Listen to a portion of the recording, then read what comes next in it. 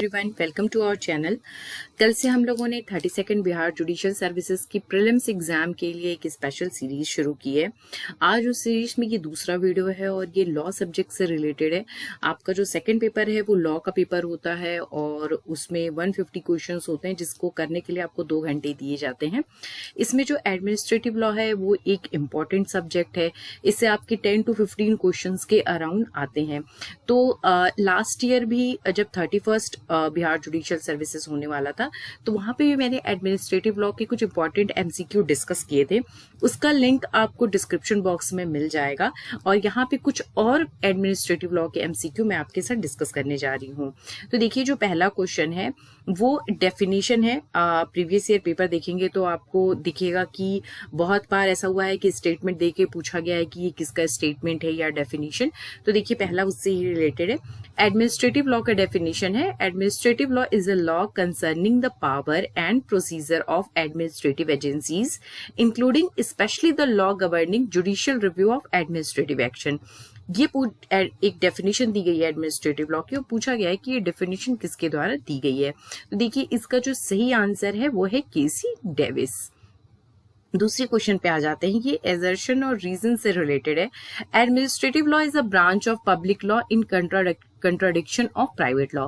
तो हाँ, administrative law जो है वो पब्लिक लॉ का ब्रांच है इन कंट्राडिक्शन टू प्राइवेट लॉ। तो ये जो स्टेटमेंट है वो सही है।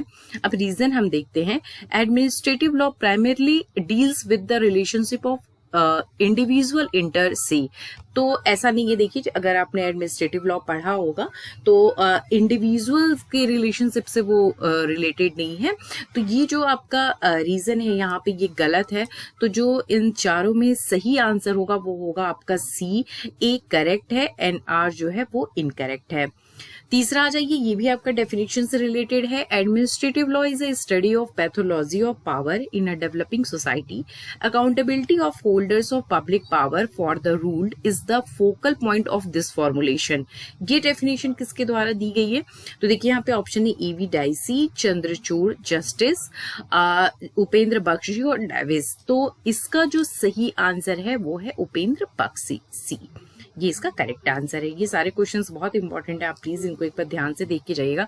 अब देखिए, यहाँ पे मैच ऑफ द फॉलोइंग है। यहाँ पे एक तरफ जो है वो कुछ बुक्स के नाम लिखे गए हैं और एक तरफ कुछ ऑथर्स के नाम लिखे गए हैं। इनको आपको करेक्टली मैच कराना है। तो देखिए, मैं आपको बता देती हूँ। An introduction to administrative law ये फ्रैंक जे गुडनो का है। जस्टिस और एडमिनिस्ट्रेटिव लॉ जो है वो एवी डाइसी का है। Comparative administrative law James H का है। Introduction of the study of the law of constitution ये W.A. रॉबसन का है। तो इसका सही आंसर जो है वो डी है। देखिए, पांचवा क्वेश्चन, पब्लिक इंटरेस्ट लिटिगेशन का क्या मतलब है? एडमिनिस्ट्रेटिव लॉ के सब्जेक्ट में जो पब्लिक इंटरेस्ट लिटिगेशन वाला चैप्टर है वो आपका एक इम्पॉर्टेंट चैप्टर है। उसको आप जरूर एक बार ध्यान से देख के जाइएगा। इसके लिए ये है कि आपको कोई बुक प्रेफर करनी पड़ेगी एडमिनिस्ट्रेटिव लॉ के लिए। कोई भी एक अच्छे ऑथर की आप बुक ले लीजिए, उसको एक बार अच्छे से रीड कर जाइए। वहां पे बहुत सारे कॉन्सेप्ट आपके क्लियर हो जाएंगे, क्योंकि इसके लिए ऐसे कोई बेयर एक्ट जैसी चीज आती नहीं है। तो आपको किसी ना किसी बुक से ही कवर करना होगा एडमिनिस्ट्रेटिव लॉ को। तो देखिए, पब्लिक इंटरेस्ट लिटिगेशन का मतलब पूछा गया है यहाँ पे, और इन चारों ऑप्शन को आप पढ़ेंगे तो आपको दिखेगा जो सबसे बेस्ट आंसर है वो है a case brought by anyone to court involving public interest. 6th question पे आ जाते हैं। Which of the following is a ground for judicially attacking the exercise of administrative discretion? तो 6 का जो सही आंसर है वो है all of the above. Arbitrariness भी है, इररिलेवेंट कंसिडरेशंस भी है और मालाफाइड इंटेंशन भी। ये सारी ही चीजें इसमें आ जाती हैं। चलिए 7th को देख लेते हैं। Which of the following is correct regarding writ of mandamus? जो पूरा रिट का चैप्टर है वो भी एक इम्पॉर्टेंट चैप्टर है एडमिनिस्ट्रेटिव लॉ के अंदर, और जो पांचों ही रिट हैं उनको सारा डिटेल में आप पढ़ के जाइएगा। ये आपके मेंस के लिए भी बहुत बेनिफिशियल होगा और प्रीलिम्स एग्जाम के लिए भी। तो देखिए, यहाँ पे पूछा गया है कि मैंडमस के रिगार्डिंग कौन सा स्टेटमेंट करेक्ट है। तो इसमें देखिए, there must be a clear right to enforce the duty. ये जो है इसका करेक्ट आंसर है। 7th का सी हो जाएगा। In which of the following decision in Maneka Gandhi is important in administrative law? तो किस डिसीजन मेनका गांधी का जो केस था वो किस डिसीजन से ज्यादा इम्पोर्टेंट है, इसमें ये क्वेश्चन है। जुडिशियल रिव्यू रूल मतलब मेन है कि मेनका गांधी का जो केस है वो एडमिनिस्ट्रेटिव लॉ में जब आप पढ़ रहे हैं तो वो किस डिसीजन से रिलेटेड है। Judicial review, rule of hearing, separation of power और डेलीगेटेड लेजिस्लेशन। तो 8वीं का जो सही आंसर है वो है rule of hearing. Maneka Gandhi का केस जो है वो रूल ऑफ हियरिंग से रिलेटेड है। उसके बाद आ जाइए 9th क्वेश्चन पे। Administrative law is the law relating to the powers and procedure of. किसके पावर्स एंड प्रोसीजर से रिलेटेड है एडमिनिस्ट्रेटिव लॉ? 9th का सही आंसर है एडमिनिस्ट्रेटिव एजेंसीज। 10th पे आ जाइए। The ground of error of law apparent on the fees of record. ये किस रिट से कनेक्टेड है? ऐसा किस रिट को आप शॉर्टकट में कह सकते हैं? तो इस 10th का जो सही आंसर है वो सर्टियोरी है। ये रिट जो है ये करेक्ट आंसर है 10th का डी। अब आ जाते हैं 11th पे। 11th पे देखिए लोकपाल और लोकायुक्त एक्ट 2013 से रिलेटेड है। ये आपका जो लोकपाल और लोकायुक्त है ये भी बहुत ही इंपॉर्टेंट चैप्टर है एडमिनिस्ट्रेटिव लॉ के अंदर। ये क्वेश्चन है कि which of the following act shall be amended as per section 58 of the Lokpal and Lokayukta act. कौन कौन से एक्ट जो हैं 2013 में लोकपाल और लोकायुक्त एक्ट से सेक्शन 58 के अकॉर्डिंग अमेंड हुए हैं। तो पहला है commission of inquiry act, central vigilance commission act, code of civil procedure, central bureau of investigation act. तो इसका जो सही आंसर है वो ए है। ये दोनों एक्ट जो हैं ये अमेंड किए गए थे, ये दोनों नहीं है। तो इसका सही आंसर जो है वो फर्स्ट है। 12th पे आ जाइए। Doctrine of locus standi means क्या होगा? 12th इसका आंसर जो है वो है right of petitioner to file writ petition. 13 question है। Holding of periodic free and fair election by the election commission is part of basic structure of the constitution as per the following। ऐसा किस case में कहा गया था? 13 में ये पूछा गया है। तो इसका सही आंसर है in Gujarat assembly election matter. 14th पे आ जाते हैं। Which doctrine of administrative law is dilatory doctrine because of many exceptions. जिसमें बहुत सारे एक्सेप्शंस है। तो doctrine of separation of power ये डॉक्ट्रिन है। 14th का करेक्ट आंसर है ए। 15 को देख लीजिए। ये भी आपका लोकपाल और लोकायुक्त एक्ट 2013 से रिलेटेड है। द लोकपाल सेल कंसिस्ट, इसका सही आंसर जो है वो ए है, जहां पे एक चेयरपर्सन होंगे और अदर मेंबर जो होंगे वो 8 से ज्यादा नहीं होने चाहिए। तो 15 का ए जो है इज द करेक्ट आंसर। 16 पे आ जाते हैं। Lokpal and Lokayukta 2013 shall apply to.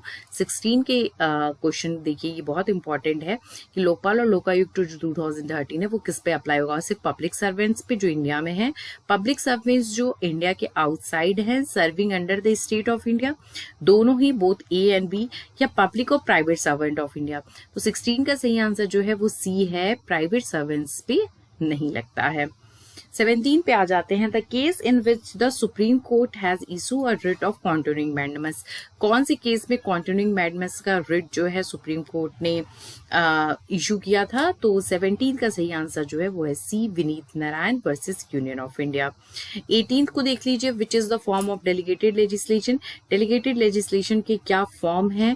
Rule and order, direction and schemes, bylaws. तो रूल एंड ऑर्डर ए का 18 का A is the correct answer. 19th पे आ जाते हैं। ये भी आपका केस से रिलेटेड है। In which of the following cases did the Supreme Court hold that the Wednesbury rule was applicable in administrative action. 19th case law है और देखिए बहुत इंपॉर्टेंट है।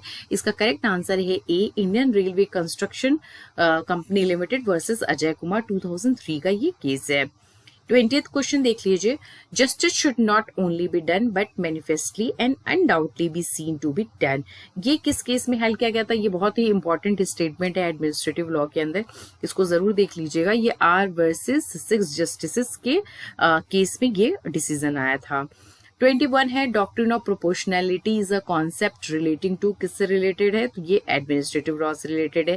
ये जो है डॉक्ट्रिन आप जरूर पढ़ के जाइएगा। ऐसे ही 2-3 डॉक्ट्रिन और है एडमिनिस्ट्रेटिव लॉ के अंदर, और कुछ डॉक्ट्रिन को मैंने अपने यूट्यूब चैनल पे पहले डिस्कस भी किया है। तो आप जब एडमिनिस्ट्रेटिव लॉ का प्लेलिस्ट खोलेंगे तो उसके अंदर आपको ये सारे डॉक्ट्रिन मिल जाएंगे, जहां पे मैंने इन सबको डिस्कस किया है डिटेल में। तो आप वो वीडियो देख सकते हैं, इसलिए मैं आपको भी यहाँ पे एक्सप्लेन नहीं कर रही हूँ। उसके बाद देखिए 22 है। What is the effect of violation violation of the rule audi alteram partem on administrative action. 22 का सही आंसर जो है कि वो नल एंड वाइड हो जाएगा, ये इफेक्ट होता है। Which function can not be delegated, कौन सा फंक्शन डेलीगेट नहीं किया जा सकता है?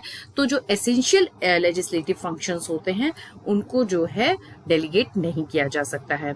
24th पे आ जाते हैं। Montesquieu propounded the theory of separation of power based on the model of, ये जो कौन से मॉडल पे था? तो देखिए यूनाइटेड किंगडम। इसमें आपका एक क्वेश्चन और बन सकता है कि जो सेपरेशन ऑफ पावर की थ्योरी थी वो किसके द्वारा प्रोपाउंड की गई थी? तो आप यहाँ पे ये आंसर मॉन्टेस्क्यू भी लिख सकते हैं, और जो मॉडल था जिसपे वो बेस्ड था वो था यूनाइटेड किंगडम का। 25th पे आ जाते हैं। AK Kraipak versus union of India, ये लैंडमार्क जजमेंट है और ये किससे रिलेटेड है? तो ये बायस जो कॉन्सेप्ट है एडमिनिस्ट्रेटिव लॉ के अंदर उससे रिलेटेड है। तो ये आपके यहाँ पे 25 क्वेश्चंस थे। हम और भी क्वेश्चन एडमिनिस्ट्रेटिव लॉ पे डिस्कस करेंगे। लास्ट ईयर भी मैंने 50 क्वेश्चंस के अराउंड डिस्कस किए थे, उसका लिंक भी आपको डिस्क्रिप्शन बॉक्स में मिल जाएगा, आप उसको भी जरूर देख लीजिए। और इनके अलावा आप हमारी टेस्ट सीरीज भी ज्वाइन कर सकते हैं। टेस्ट सीरीज का जो भी डिटेल है वो भी आपको डिस्क्रिप्शन बॉक्स में मिलेगा। तो चलिए फिर नेक्स्ट वीडियो में हम थर्ड पार्ट पे इस स्पेशल सीरीज की अगली वीडियो के साथ मिलते हैं। Thank you.